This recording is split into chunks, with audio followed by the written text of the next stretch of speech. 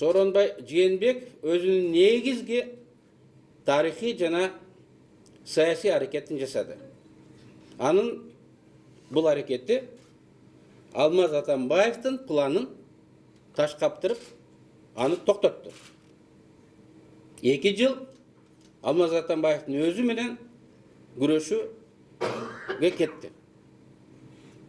Парламентаризмге жөн эле бүгүн өтөбүз деп өтүп кое турган нерсе эмес экендигин биз баарыбыз билип калдык. Ал үчүн тиешелүү саясий кырдаал түзүлүш керек, саясий база, укуктук, нормативдик базалар түзүлүш керек экен.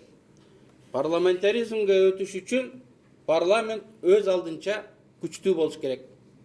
Парламенттин арасында премьер-министр болуп, өлкөдөгү кырдаал үчүн жоопкерчиликти жеке өзүнө алган лидерлер бар болуш керек экен. Бүгүнкү парламент тилекке каршы андай милдетти аткара албады.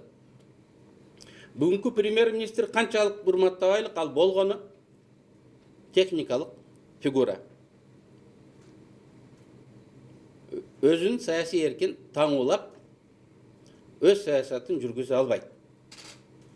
Ал үчүн келечектеги премьер саясий база деген таза ачык шайлоолордон утуп келип, элдин батасын алган, эл менен түз сүйлөшкөн премьер-министрге келиш керек.